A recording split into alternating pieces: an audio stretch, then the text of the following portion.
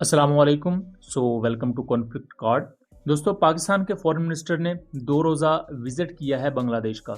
और ये 2 रोज़ा विज़िट पिछले 13 सालों में पहला ऐसा विज़िट है जहां पाकिस्तान के किसी डेप्यूटी प्राइम मिनिस्टर या फॉरेन मिनिस्टर ने बांग्लादेश को विज़िट किया हो। ना सिर्फ डिफेंस की डोमेन में बल्कि इकोनॉमी की डोमेन में, सिविलियन पीपल टू पीपल जो आपके रिलेशंस होते हैं, गवर्नमेंट टू गवर्नमेंट रिलेशंस होते हैं, उस तमाम टर्म्स में ये विज़िट बहुत ज़्यादा अहम है। पाकिस्तान और बांग्लादेश ने आपस में 6 एग्रीमेंट्स साइन किए हैं। ये एग्रीमेंट्स हैं क्या, और इनमें कुछ एग्रीमेंट्स ऐसे भी हैं जो कि इस वक्त पूरी दुनिया की तवज्जो का मरकज बन चुके हैं। इंडिया में तो इस पूरी सिचुएशन को लेकर भौचाल है, क्योंकि जिस बांग्लादेश को वो अपनी क्लाइंट स्टेट के तौर पर यूज करते थे पाकिस्तान के खिलाफ नफरत फैलाने के लिए और दूसरे मामलात में, अब वही बांग्लादेश रियलिटी रियलाइज कर चुका है और उस मुल्क की आवाम, गवर्नमेंट और हर अदारा पाकिस्तान के साथ खड़ा है। दोस्तों, पाकिस्तान के फॉरेन मिनिस्टर की मुलाकात हुई बांग्लादेश के चीफ एडवाइजर या प्राइम मिनिस्टर के साथ, फिर उनके फॉरेन मिनिस्टर के साथ, मुख्तलिफ दूसरी लीडरशिप के साथ भी मुलाकात हुई है। इसी दौरान बांग्लादेश के क्वार्टर मास्टर जनरल पाकिस्तान के दौरे पर भी आए हुए हैं। उस पर डिटेल वीडियो हमने मेन चैनल AM रात पर बनाई हुई है, लिंक उसका मैं डिस्क्रिप्शन में दे दूंगा। इसी दौरान एक मीडिया क्वेरी को आंसर करते हुए पाकिस्तानी फॉरेन मिनिस्टर ने क्लेम किया कि पाकिस्तान और बांग्लादेश ने 1971 के कॉन्फ्लिक्ट को लेकर जो मिसअंडरस्टैंडिंग्स थी उन्हें क्लियर आउट कर लिया है और फ्यूचर में दोनों कंट्रीज साथ काम करेंगे, स्ट्रेटेजिक लेवल पर भी, ट्रेड के मामले में भी, और एक दूसरे के साथ अपने रवाबत को बेहतर रखा जाएगा। Your question about unresolved issues, that is, you see, 1971. My dear brother, in 1974, first time that issue was resolved in writing. The document is historic and is available both countries. And after that, General Musharraf came here in a very open and candid manner. He actually addressed that issue. And I think between a family, between brothers, once this is done, even Islam tells us to clean your heart. So I think let's move forward. We have to work together. We have a bright future in this.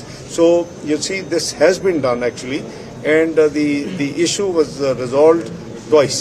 1974 and then early 2000 when General Musharraf visited, and he told the entire nation on behalf of the entire nation of Pakistan to the entire on behalf of Pakistan to entire nation of Bangladesh. So I think now what a religion, whatever Islamic teaching, what the Holy Quran, what the Sunnah of Muhammad Sallallahu Alaihi Wasallam tells us, then you should have cleanest heart and move together. And we are a family, and we should work together. There is a great potential that we should serve. Me, my brother Tawheed, and the entire team should work together to do as better as possible for the peoples of the two countries. So that's the agreement, and that's what we are doing. और ये चीज़ ही India की सबसे बड़ी कमजोरी है इस वक्त, क्योंकि इंडिया नहीं चाहता कि बांग्लादेश पाकिस्तान के साथ खड़ा हो। करंटली पाकिस्तान और बांग्लादेश की कोशिश कर रहे हैं चाइना के साथ मिलकर कि सार्क उसको रिवाइव किया जाए, और इसमें जो स्ट्रेटेजिक पैक्ट होगा, यानी कि जो मेन 3 कंट्रीज होंगी जो लीड करेंगी, वो पाकिस्तान, चाइना एंड बांग्लादेश है। इंडिया इस पूरी एसोसिएशन से ना आउट होना चाहता है और ना इंडिया अपनी पोजीशन को नीचे गिरता हुआ देखना चाहता है। सो यही वजह है कि इंडिया की तरफ से कुछ ऑपोजिशन भी थी पाकिस्तानी फॉरेन मिनिस्टर के विजिट को लेकर, और उसके साथ साथ जो करंटली पाकिस्तान और बांग्लादेश ने ऐलान किया है कि 1971 के मामलात को भुलाकर आगे बढ़ा जाए। इसी दौरान पाकिस्तान और बांग्लादेश के दरमियान जो 6 एग्रीमेंट साइन हुए हैं उनकी तरफ अगर हम आ जाएं, दोस्तों, ये जो मैं आपको ट्वीट दिखा रहा हूं, ये पाकिस्तान के फॉरेन मिनिस्टर का ट्वीट है जब उन्होंने बांग्लादेशी प्राइम मिनिस्टर और बांग्लादेशी फॉरेन मिनिस्टर से मुलाकात की, उसके बाद का ये ट्वीट है। ये जो 6 एग्रीमेंट्स हैं, पहला एग्रीमेंट वीजा रिस्ट्रिक्शन को अबॉलिश कर दिया गया है। इससे पहले पाकिस्तानी एम्बेसी का स्टाफ या बांग्लादेशी एम्बेसी का स्टाफ, उन्होंने एक दूसरे मुल्क में जाना आना होता था, ऑफिशियल्स ने आना जाना होता था,